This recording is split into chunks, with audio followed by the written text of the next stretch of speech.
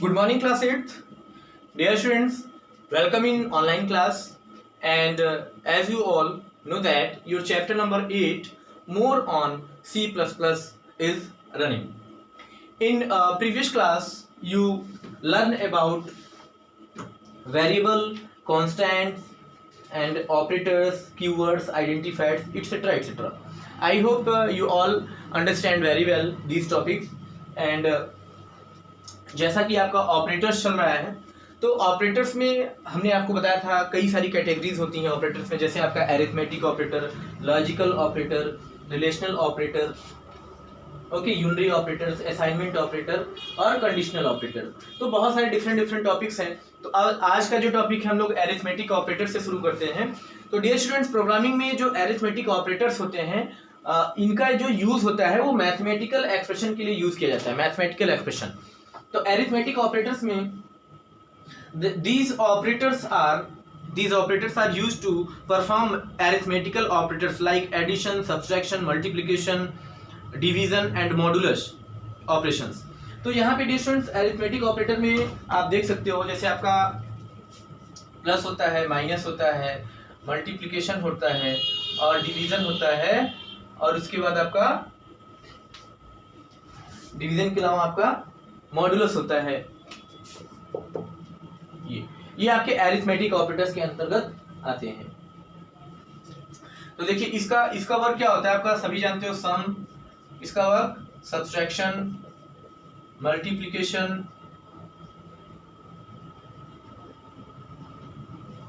ठीक है, ये आपका डिवीजन और ये आपका रिमाइंडर फाइंड करने के लिए। जैसा कि आप देख रहे हो यहाँ पे परसेंटेज लगाया है, तो कंफ्यूज मत होइएगा, ये परसेंटेज के लिए नहीं यूज होता है। यहाँ प्रोग्रामिंग में जैसे आप रिमाइंडर, दैट मीन जब आप डिवीजन करते हो तो जो रिमाइंडर आता है उसके लिए मॉडुलस ऑपरेटर, इसको बोलते हैं आपका मॉडुलस, यानी it is used to find the remainder. तो ये आपका अरिथमेटिक ऑपरेटर में यूज होता है। डियर स्टूडेंट्स, इसके बाद आपका आता है रिलेशनल ऑपरेटर्स। सेकेंड टॉपिक है आपका relational. These operators are used to compare two values, यानी जो सेकेंड टाइप का आपका ऑपरेटर है रिलेशनल ऑपरेटर,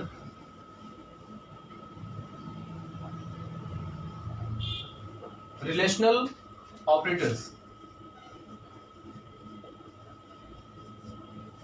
रिलेशनल ऑपरेटर्स का यूज होता है टू कंपेयर द वैल्यूज, यानी वैल्यूज को कंपेयर करने के लिए हम लोग रिलेशनल ऑपरेटर्स का यूज करते हैं।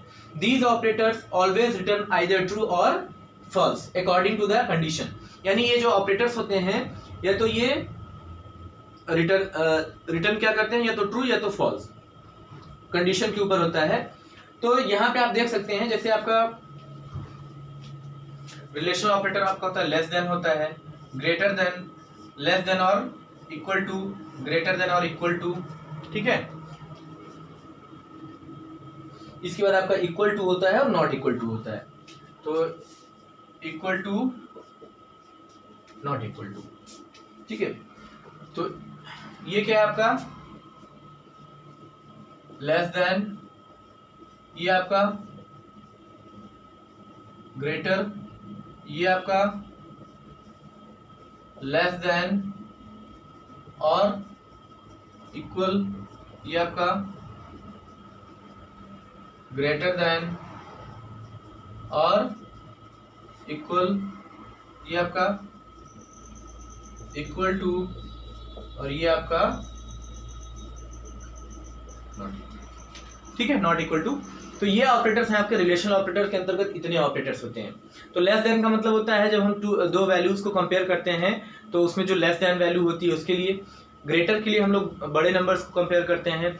लेस देन और इक्वल टू यानी इसका मतलब होता है या तो छोटा हो या तो बराबर हो, कंडीशंस को जब हम कंपेयर करते हैं।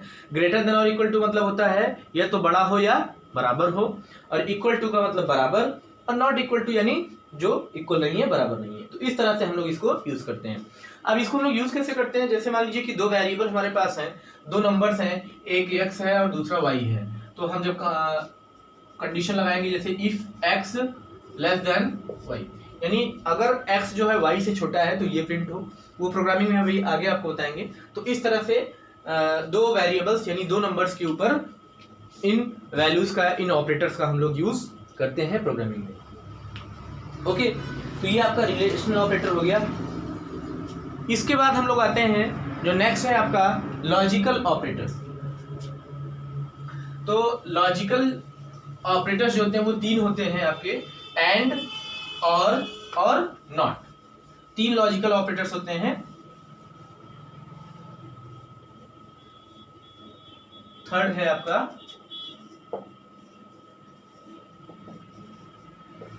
लॉजिकल। तो बेसिकली तीन ऑपरेटर्स होते हैं आपके, एंड होता है, और नॉट होता है। इनका वर्क क्या होता है? The logical operators are used to compare more than one relational expression and they also return either true or false according to the condition। यानी लॉजिकल ऑपरेटर्स होते हैं, ये क्या करते हैं? ये वैल्यूज को कंपेयर करते हैं, यानी कंपेयर मोर देन वन।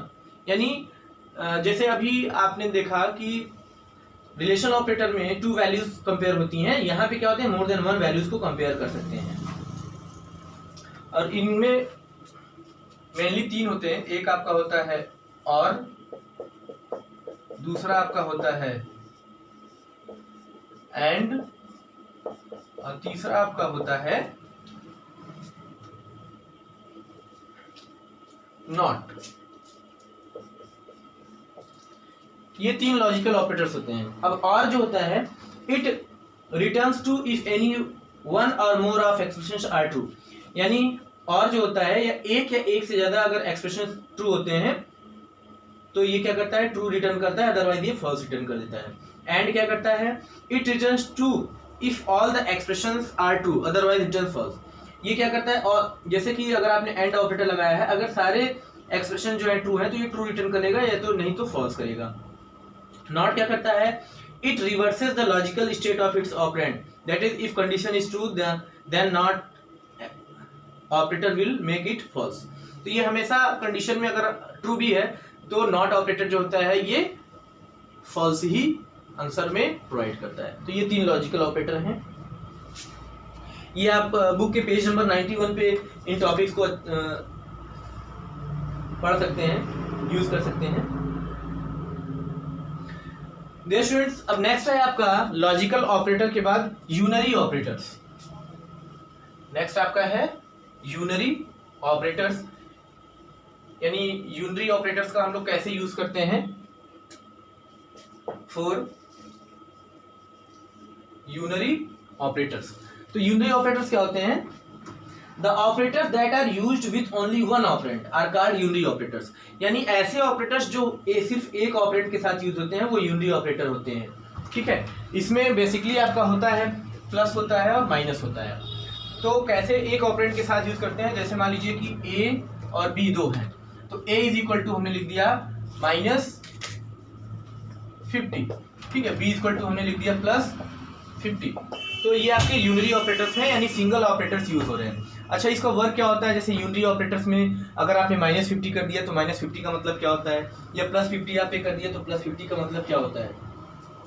तो यहाँ पे आप देख सकते हैं, माइनस का मतलब ये क्या करेगा? एक का डिक्रीमेंट कर देगा, प्लस का मतलब क्या करेगा? एक का increment.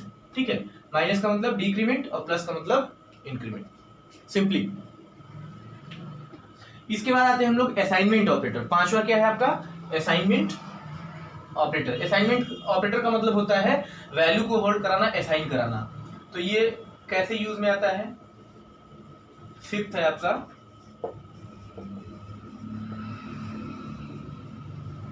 Assignment operator. Assignment operator सिर्फ सिंगल और सिंगल इक्वल होता है। तो असाइनमेंट का मतलब होता है जब भी हम प्रोग्रामिंग करते हैं तो वहां पे हम लोग वेरिएबल क्रिएट करते हैं। वेरिएबल क्रिएट करने का मतलब, सपोज दैट आपके पास एक इंटीजर ए वेरिएबल है और ए में आपने लिख दिया 5, ठीक है। तो इसका मतलब क्या हुआ? ये जो 5 है कहाँ पे असाइन हो गया? ए नाम के वेरिएबल में, यानी ए में 5 असाइन हो गया। इसका मतलब है कि असाइन किसने किया? इस इक्वल ऑपरेटर ने। तो ये क्या हो गया आपका? असाइनमेंट ऑपरेटर हो गया, जो कि वैल्यू को असाइन कर रहा है, सेव करा रहा है। आफ्टर देन इसके बाद हम लोग आएंगे कंडीशनल ऑपरेटर में। तो कंडीशनल ऑपरेटर में देखते हैं, नेक्स्ट आपका ऑपरेटर है कंडीशनल ऑपरेटर, यानी कंडीशन बेस्ड वर्किंग होती है। कंडीशन बेस्ड वर्किंग का मतलब होता है कंडीशनल ऑपरेटर। तो जैसे हमने आपको बताया है कि इफ होता है, इफ देन एल्स। तो यहाँ पे कंडीशन वर्किंग कैसी होती है, जैसे सपोज दैट आपको ग्रेटर नंबर फाइंड करना है। दो नंबर्स हैं, एक आपके पास है ए, यानी ए में 5 है, बी में आपके पास 6 है। अब आपको प्रोग्रामिंग के थ्रू ये फाइंड करना है कि कौन सा नंबर इसमें ग्रेटर है। तो इसके लिए हम लोग क्या यूज करते हैं, जैसे if A is greater than B. Suppose that अगर इफ ए जो है बी से बड़ा है तो सी आउट, यानी हमने आपको बताया था कि सी इन और सी आउट दो फंक्शन होते हैं सी प्लस प्लस में। सी आउट फंक्शन का वर्क होता है किसी भी मैसेज को डिस्प्ले करना, और सी इन का मतलब होता है उसमें स्टोर कराना। तो यहाँ पे हमें डिस्प्ले कराना है तो सी आउट का हम यूज करेंगे।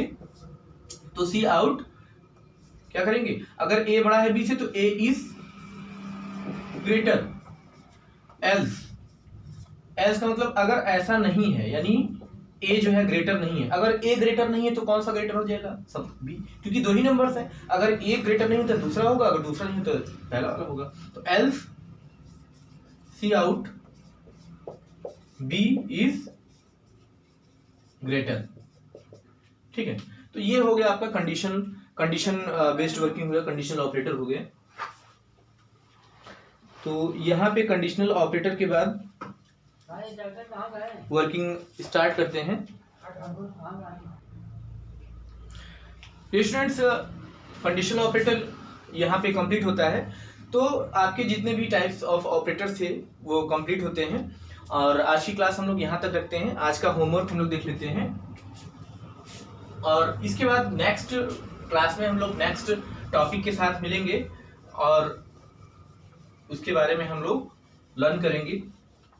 ओके, सी प्लस प्लस एक बहुत ही इंटरेस्टिंग टॉपिक है, बहुत ही इंटरेस्टिंग प्रोग्रामिंग है। बस इसको थोड़ा सा आपको ध्यान देना है कि इसको हमें कैसे लर्न करना है। आप रेगुलर वाइज जो भी हम एक्सप्लेन कर रहे हैं उसको बुक में अच्छे से पढ़ेंगे।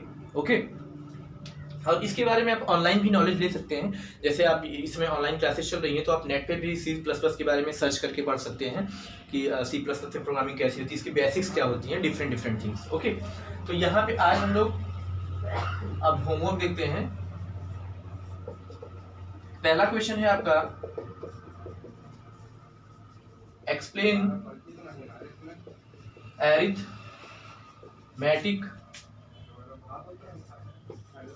Operators with an example. Question 2 है आपका, explain logical operators with an example. Question 3 है आपका, क्वेश्चन 3 में आपका